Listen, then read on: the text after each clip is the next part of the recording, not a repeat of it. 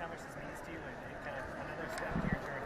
I'm really in awe, just because of how it all transpired.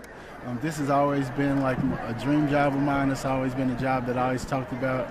I would want to get my first head coaching job at. So the fact that this happened, to me, is just amazing. I'm still kind of speechless and kind of taking it all in. So it's been awesome. You kind of talked about that when you came in the gym. It's envisioning what you want, envisioning what you need to be. Like you said, envisioning this job. Yes. What do you envision for the program? What's the next step? I just envision, like I said earlier, people in the stands. It's like I can see people coming to the stands, fans that are excited to come watch our young ladies play, and us putting a great product that's a fun brand of basketball on the court. You came from a program that was kind of down for a while, then Yes. watched your staff and Coach Snyder build it up. Yep. What can you pull from that experience that might translate here in terms of getting this going again?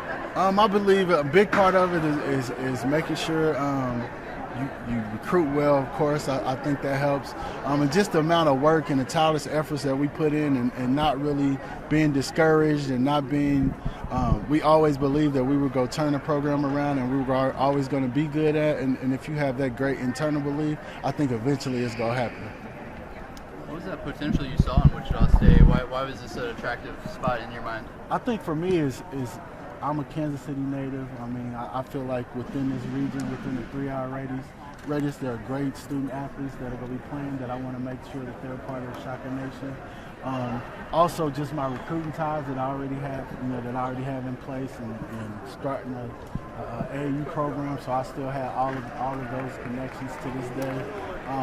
Just seeing, from afar, watching the men's program go to the Final Four and seeing that a program at this level can have sold-out crowds and one of the greatest home court environments in the country, and I think that you can do that here with the women also. There is that always kind of like state rivalry when you stay here, Wichita State. Former Jayhawk guard, Yep. coaching there multiple times. Yep. Is it a little, just still like a little weird that you're down here, and is it something that you kind of think is cool that you can stay in state and still coach here? No, I think it's cool. I think competition is great. I think it's going to be, if all three of the programs are great, I think it's greater for the state as a whole, and I love the fact that we can compete against those guys on that level, and that's going to be my goal, to make sure we're able to compete against KU and K-State. You saw this team in December, and for Yes. a while that was a competitive game. It was. What can you take from what you saw of this group? I can take a lot. I mean, I went back and restudied my scouting reports and looked at the things that we had and needed to do to try to win that game. It was a tough effort last year and this year. We played them right before Christmas. So I think we have a great foundation of great players, and I feel like if I add to that, we'll have a good, successful year. How is it coming along just trying to build a staff right now? I know it's still probably pretty early. It's been okay. I mean, I've been getting emails and texts and DMs on all of the social media networks. I feel like just being a good assistant coach for so long, I have a great network of friends that I can rely on and head coaches that I can rely on and get good references for people. So I feel good that we're going to have assemble a great staff here. Let's go following the mode of me of recruiting regionally and making sure we keep the best kids home and that kind of stuff. Do you feel like you're in a little bit of a hurry to try to assemble a staff and then try to get some players from the transfer portal or just recruiting or anything? No, not really. I mean, because when the process first started, even though it was a quick process, I've always, with all of the head coaches that I worked for, who I've told I wanted to be a head coach at some point, they always told me just to start creating lists and watch people as you're out of AAU tournaments and as you're working with these people. So I've always had a list of people that I thought I would want to work with, and I just kind of used my contacts with the head coaches and the list of people I've already kind of been keeping in my little journals and stuff over the years. There's been a lot of D1 talent to come out of Wichita Yes. in the last few years. Yes. Not many have played for the Shockers. Yes. How important is that going to be to? That's going to be a huge emphasis for me. I think I think that's part of making the crowds bigger, is having hometown talent, people that our fans can watch in high school and kind of get behind as they're on their journeys to be Shockers. So that's going to be one of my number one emphasis in recruiting, is making sure we keep the hometown kids home.